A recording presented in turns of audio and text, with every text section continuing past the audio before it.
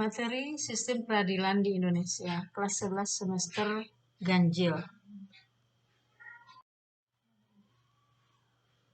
Nama Resturi Daharlen, NIP 1963-01-1987-03-2005. SMA Negeri 1 Loyang. Makna Lembaga Peradilan. Lembaga peradilan negara adalah alat perlengkapan negara yang diberikan tugas untuk mempertahankan atau tetap tegaknya hukum nasional. Sementara pengadilan adalah badan atau organisasi atau lembaga yang melaksanakan peradilan. Prinsip-prinsip keadilan. 1. Pengadilan atau hakim tidak boleh menolak perkara yang diajukan kepadanya. 2. Semua pengadilan di Indonesia adalah pengadilan negara yang menerapkan dan menegakkan hukum dan peradilan berdasarkan Pancasila. Peradilan dilakukan demi keadilan berdasarkan ketuhanan yang Maha Esa serta dilakukan dengan sederhana, cepat, dan biaya ringan. 4. Segala campur tangan dari pihak lain atau kekuasaan di luar kekuasaan kehakiman dilarang kecuali yang diatur dengan undang-undang.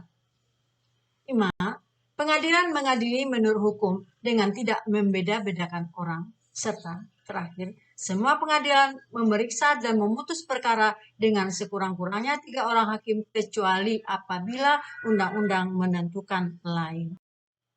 Dasar hukum lembaga peradilan. Mengenai dasar hukum lembaga peradilan, banyak sekali yang bisa dijadikan sebagai dasar hukum lembaga peradilan.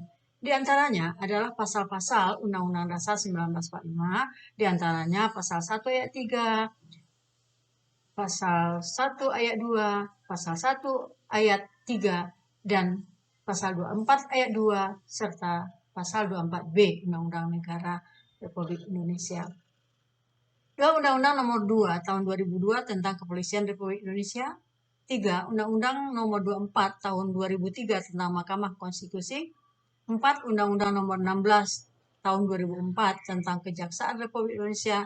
5. Undang-Undang Nomor 48 tentang Kekuasaan Kehakiman. 6. Undang-Undang Nomor 3 Tahun 2009 tentang Mahkamah Agung. 7. Undang-Undang Nomor 49 Tahun 2009 tentang Peradilan Umum. 8. Undang-Undang Nomor 50 Tahun 2009 tentang Peradilan Agama. 9. Undang-Undang Nomor 31 Tahun 1997 tentang Peradilan Militer. 10. Undang-Undang Nomor 51 Tahun 2009 tentang Pengadilan Tata Usaha Negara. Dan terakhir adalah Undang-Undang Nomor 18 Tahun 2011 tentang Komisi Yudisial. Klasifikasi lembaga peradilan. 1. Mengenai klasifikasi lembaga peradilan, yaitu lembaga peradilan yang berada di bawah Mahkamah Agung, yaitu A. Pengadilan negeri yang berkedudukan di ibu kota, kabupaten, atau kota. B. Pengadilan tinggi yang berkedudukan di ibu kota provinsi. 2. Pengadilan agama yang terdiri atas A. Pengadilan agama yang berkedudukan di ibu kota, kabupaten, atau kota. B. Pengadilan tinggi agama yang berkedudukan di ibu kota provinsi. 3. Pengadilan militer. Pengadilan militer terdiri dari A. Pengadilan militer, B. Pengadilan militer tinggi, C. Pengadilan militer utama, D. Pengadilan militer pertempuran. 4. Pengadilan tata usaha negara. Mengenai pengadilan tata usaha negara, yaitu terdiri dari A. Pengadilan tata usaha negara yang berkedudukan di ibu kota, kabupaten, atau kota.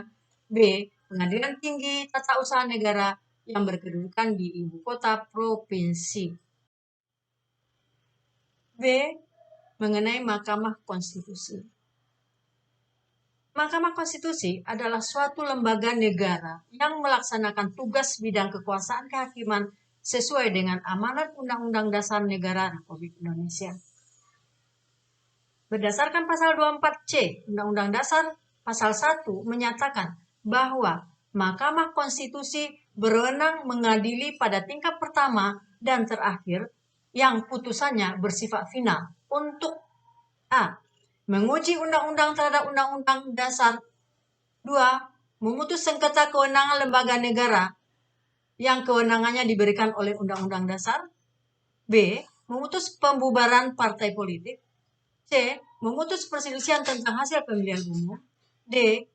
Pasal 24C mengenai Mahkamah Konstitusi wajib memberikan putusan atas pendapat Dewan Perwakilan Rakyat mengenai dugaan pelanggaran oleh Presiden dan Wakil Presiden menurut Undang-Undang Dasar. Sekian dan terima kasih. Assalamualaikum warahmatullahi wabarakatuh.